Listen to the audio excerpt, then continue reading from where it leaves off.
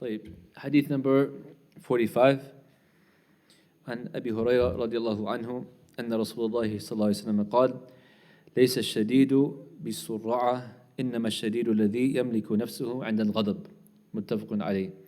That it's not the strong one who can out-wrestle others or out-fight others, right, or overpower others. But verily the strong one is the one who controls his self or herself at the time of anger. And this hadith is muttafaqun alayh, related by Bukhari and Muslim. والسرعة بضم الصاد وفتح الراء وأصله عند العرب من يسرع الناس كثيرا. And this meaning of surah, basically it's in the Arabic language, somebody who's always like, a fighter or a wrestler or somebody who can defeat the people. So in this hadith we see that true strength, is not the physical strength, that's part of it, but real strength is holding your nafs back, right? We mentioned earlier in the khutbah, subhanAllah, how the Prophet ﷺ was given the strength of 40 men. Imagine. And there was one person named Rukana who was considered the greatest wrestler of the Arabian Peninsula. He was known to be very built, very, very strong, and undefeated, basically. Nobody can out-wrestle him. He beat everybody. And so the Prophet ﷺ, was trying to give him da'wah, and he was not accepting. So he said, basically, if I can defeat you in wrestling, would you accept? Right? And Rukana was like, he's the best wrestler. So he said, okay, try it, let's try it. So he wrestled the Prophet ﷺ, and the Prophet ﷺ defeated him, put him on his back, the first time. So Rukana was like, this must be a fluke. Let me have another chance. They wrestled the second time. The Prophet ﷺ defeated him, put him on his back. And then the third time, and he said, by Allah, nobody has ever put me on my back before. And he accepted. He said that, before you were one of the most hated persons to me, now you're the most beloved person to me. And I used to hate Islam, and now I'm a Muslim. And he said the shahada and became Muslim. And this narration is authentic. But the point is, look at the strength of the Prophet ﷺ, how strong he was. But if you look in the Sunnah, not once did he hit anybody, out of women or children or people around him or even, animals. He never beat anybody. Except in jihad, he would fight, obviously, which is permissible. But you will find no narration where he, hit people or abused people with his strength. That's true strength, If you're a weak person and you're not strong at all, it's not really considered, you're not really holding yourself back, right? That's why that's more like the person who can't do anything, he gets saddened or grieved or, distraught because he doesn't have the strength to do anything. So that's not really sabr right at that moment. The real, that's why Allah subhanahu wa ta'ala, He has ghadab, He is angry, but not hazan. You won't find anything that Allah subhanahu wa ta'ala grieves or gets sad or something like that. But ghadab, because He's befitting, He's the most powerful, He has the permission, obviously, or He has the ability to be angry in the best of manners, right? That shows power when it's done in the proper way. So anyways, the Prophet ﷺ teaching us here that true strength is holding back the nafs. There are so many cases when people let the anger go forth that destruction follows. There's more hadith about it. Inshallah, we'll continue describing some of these situations if we have time. But anger always leads to problems. And so true strength, like the Prophet has been teaching us, is holding back your anger, right? That's a very disciplined person who's able to do so. And then in hadith number 46, عن سليمان ibn Surd رضي الله عنه قال كنت جالسا مع النبي صلى الله عليه وسلم ورجلان يتسابان وأحدهما قد أحمر وجهه وانفخت أودجه فقال رسول الله صلى الله عليه وسلم إني لأعلم كلمة لو قالها لذهب عنه ما يجد لو قال أعوذ بالله من الشيطان الرجيم ذهب منه ما يجد فقالوا له إن النبي صلى الله عليه وسلم قال تعوذ بالله من الشيطان الرجيم متفق عليه. In this narration on Sulaiman ibn Surd, may Allah be pleased with him, he said that he was sitting with the Prophet ﷺ, or next to the Prophet, and two people were fighting with each other, cursing each other, to the point that one of them, his face became red with anger, and the jugular vein is like popping out. Some people, they get so angry that their actually veins are like coming out. And the Prophet ﷺ said that I know a word if you were to say it, or a statement, a phrase if you were to say it, then what you have with you will go away from you, meaning the anger. And he said, say, A'udhu billahi minash shaitanir rajim. Seek refuge in Allah from the cursed shaitan. Because anger comes from the shaitan. Misplaced anger comes from the shaitan. Anger for the sake of Allah subhanahu wa ta'ala is something permissible, obviously, and we'll explain that inshallah. So the people heard this and they went to them and told them, the Prophet tells you to seek refuge in Allah from the cursed shaitan. And this hadith is muttafaqun alayhi also by Bukhari and Muslim. So in this we find the importance of dua at the time of anger. Seeking refuge in Allah from the shaitan. You have questions? Yes. Yeah, you can say it as well, because it's going to prevent you from getting angry, because the shaitan loves the fighting and the infighting and the breaking up of relationships and the, causing enmity between two people or others, right? That's his goal. So seeking refuge from the shaitan is one of the ways to kill that, to cool it down. Also, you're remembering Allah, right? When you remember Allah subhanahu wa ta'ala, that should also calm you down. Fear Allah, taqillah, right? What else can we do if we get angry? What are other things that the Prophet has taught us? Yes. You can lay down. Yes, if you are standing, sit down, and if you are sitting down, you can lay down, right? What else? Making wudu, yes. Go pray 2 rak'ats. If you know yourself and you know that you don't have the ability to control your nafs and you're going to get angry, walk away from the situation, right? Tell them, I don't feel like discussing right now. Some people, they try to push you and push you and push you because they want to get a reaction out of you. So, أعرض عن الجاهلين, turn away from the ignorant ones, right? Say, أعوذ بالله من الشيطان الرجيم, I don't feel like discussing right now. Maybe we can go pray 2 rak'ahs. Maybe I can make adhkar. Maybe I can read Quran. And then we can come back and discuss it when I'm not so angry. But right now is not the appropriate time to talk, right? You don't want to get engaged in the middle of your anger because that's when the shaitan may maybe make you say something you'll regret or do something you'll regret. So the Prophet ﷺ is teaching us, seek refuge from the cursed shaitan. And I think we'll go to the, I'm not sure the other narration is coming up, but once the Prophet ﷺ was asked for advice, and he told the person, لا تغضب. فردد مرانا فقال لا تغضب. He was asked, give me, awsini ya Rasulullah, give me some advice, O Messenger of Allah. He said, do not get angry. And he repeated the question over and over. He wanted to get some different advice. And the Prophet ﷺ just told him, don't get angry. Don't get angry. Right? And this is the hikmah of the Prophet ﷺ. He would speak to people according to their needs. So he probably saw in this person may have a disposition of getting angry easily. So he's giving him the best advice not to get angry. Other people, he might give advice, be kind to your parents. Another narration, go pray the salah on time, right? So he would analyze the person and give advice according to that. So we know that from the advice of the Prophet ﷺ to us is not to get angry, right? La taghdab. Because when you have ghadab, it could reach the point of you're starting to lose your logical faculties. And you will make decisions that are improper, right? That's why the judge, he's not allowed to pass judgment when he's in a state of anger, right? Because he may make a faulty decision. That's why we're not allowed to have talaq, divorcing your wife when she is upon her cycle.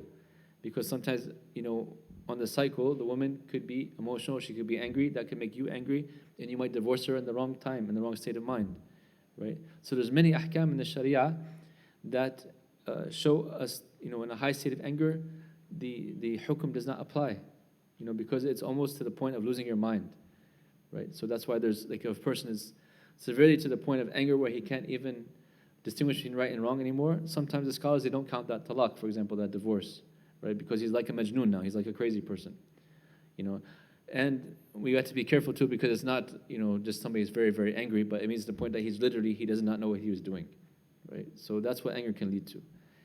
Anger for the sake of Allah subhanahu wa ta'ala is permissible. When you get angry, when you see the hudud of Allah being transgressed upon, right? Or you're trying to change an evil, or you're trying to fight for the cause of Allah. That is anger in the proper way. But what's the difference between the two? Yes? One you doing for the sake of Allah, the fact like One is for the sake of Allah, and the other? It's inspired by the shaitan, and it's for the nafs. The Prophet ﷺ, you will find he never got upset for himself, right? Even when the person came and pulled him by his cloak. Imagine I just told you he has the strength of 40 men. He could have said, like, what are you doing? Get off of me. Throw him. Right? But the Prophet ﷺ smiled, let him pull him, and told the Sahaba, give him what he's asking. Because he didn't want to get angry. He never got angry for himself. But if he saw something wrong, people transgressing the Sharia of Allah subhanahu wa ta'ala, people, disrespecting Islam, whatever, then he would get angry for the sake of Allah, not for himself. So that's the difference. One is from the shaitan, and one is for Allah subhanahu wa ta'ala. It shows, this I think, I didn't talk about him. Sulaiman ibn Surud, he was a companion of the Prophet ﷺ who attended many of the battles with the Prophet ﷺ and has several different narrations. There was a kind of dispute, was he a Sahabi or a Tabi'i? But most scholars say that he was actually a Sahabi. And his name used to be Yasar before, lefty basically. And the Prophet ﷺ told him to change his name to Sulaiman, which is another indication of having the best of names. And he was considered to be very loyal to the Prophet ﷺ, and afterwards he was very loyal to the family of the Prophet ﷺ, specifically Ali radiallahu anhu, and Hussein after him. And he led a movement called the Tawabin movement, which is like the ones who kind of revolted against the Umayyad dynasty for killing Hussein. And he, subhanAllah, was killed in battle at the age of 93. He was fighting up until his old age for what he thought to be the truth, and against what he thought to be tyranny, subhanAllah. So he's the narrator. From the hadith, we see that anger can actually physically change a person. The color of your skin can get changed. Your veins can stick out. It can make a person who's normally a decent-looking person appear to be ugly and scary, right? So anger can actually physically change your appearances. Also, we see how the shaitan is attracted to anger. He loves anger. He wants you to be angry so you can make bad decisions. And that's why the Prophet ﷺ in this hadith is teaching us to seek refuge in Allah from the cursed shaitan, right? And like we mentioned, or you all mentioned, there's several ways. So basically what you're trying to do in a state of anger is to de-escalate the situation and not let your emotions or your nafs override your proper Islamic etiquette, right? Because usually we get angry because of the nafs. I'm disrespected, I'm insulted, look how you're talking to me, who do you think I am, right? That builds up. So we think we're getting upset because of the nafs. The proper way is to say, okay, am I doing something wrong? How can I correct it, right?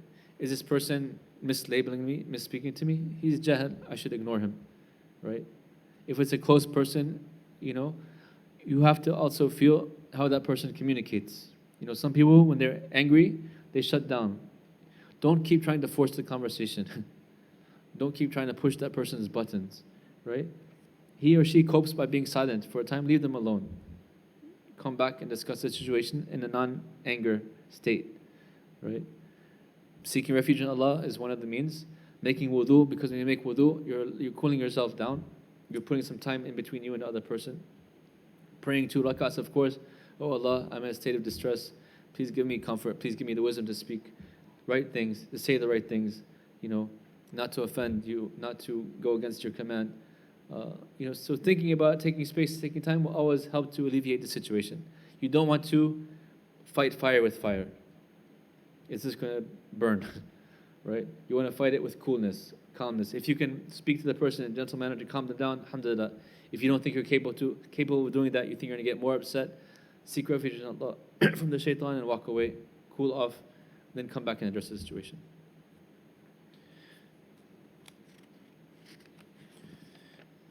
طيب, hadith number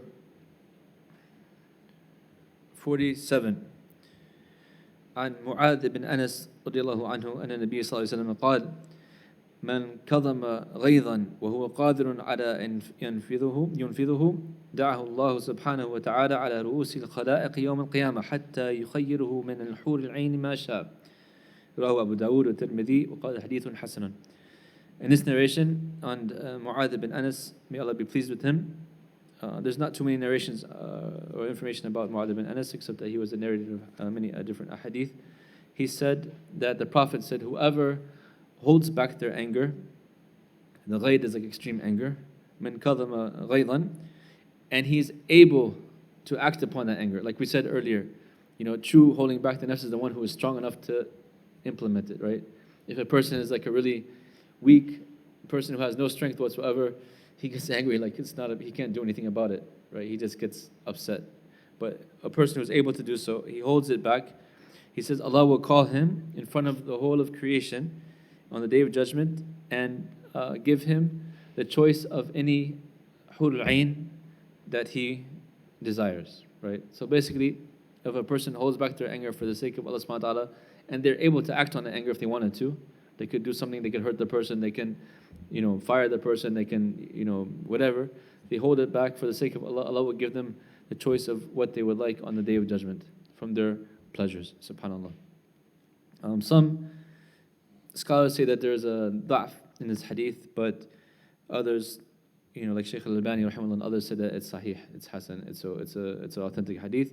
And the lesson from it is understood that, the same thing. If you hold back your anger for the sake of Allah, Allah will reward you accordingly. And not acting in a state, or not acting upon your anger is what is required from a Muslim, right? Because if you're acting upon the anger, you're not thinking straight and you're acting for the nafs, right? How many times do people regret saying something in a state of anger? How many divorces have occurred because people acted out of a state of anger? How many people, said some type of insult that ruined a relationship? It could be a family relationship for their whole lives, or best friends, or whatever. They spoke in a state of anger, and that person interpreted as, this is how you really feel about me. He took it to the heart, and that relationship was destroyed because of anger. How many children, subhanAllah, when a teacher gets upset and says something out of anger, destroys that child's self-esteem, and it could have effect upon them for the rest of their lives. We don't know the danger of the word sometimes, or the what it can do to a child, and they take it to heart, and they think they're not worthy, and they don't ever, succeed because somebody that they respected talked to them out of a state of anger and said something to them they didn't deserve to be said to, right? So as a Muslim, we always want to hold back our anger and not act out of state of anger, but act for the sake of Allah subhanahu wa ta'ala. The hadith number 48. عن أبي هريرة رضي الله عنه أن رجلا قال للنبي صلى الله عليه وسلم أوصني قال لا تغضب فردد مرارا قال لا تغضب رواه البخاري. So this hadith was here actually, I'm sorry. On the authority of Abu Hurairah, may Allah be pleased with him, he said that a man came to the Prophet ﷺ and said, give me some advice. And he said, do not get angry. Then he repeated the question, give me some advice, O Messenger of Allah. He said, do not get angry, right? And it said it's repeated many times. Prophet so give him the same advice. So this person needed to be told, don't get angry. There are some people that are just angry by nature, subhanAllah, and the Prophet is teaching them, you have to address this issue. You cannot always be angry. It seems that some people are just angry with the world. Their face is upset, they're always frowning, they're easy to go off, they're easy to get in arguments. You don't want to be that type of person. The Prophet is telling us, don't get angry. Right? It's not worth it. Sadaqah is ibtisam fi wajhi akhik. Smiling in the face of your brother or sister is a form of sadaqah. Why do you have to frown? Why do you have to make other people's lives hard? Right? Why do you have to make other people's lives miserable? The same energy you put into being miserable or angry or upset, you could put it into being happy or patient or kind. In fact, the scholar or the psychologists say it's easier to smile than to frown. And it's easier to be happy or kind than to be mean. Right? Yeah, it takes a lot of energy. That negative energy, it's ruined so many people's lives, Either they have this problem of not forgiving, or having that want of revenge, and just holding on to negative feelings and emotions. They're really hurting themselves, because that negativity will eat away. It can actually physically harm people, subhanAllah, because the human mind is very connected to the body. So if people are always thinking negatively and having that anger and that hatred, it can actually have a physical impact on the person, you know. And they've done studies about that, you know, getting diseases, getting certain sicknesses they would never had before, all because of attitude.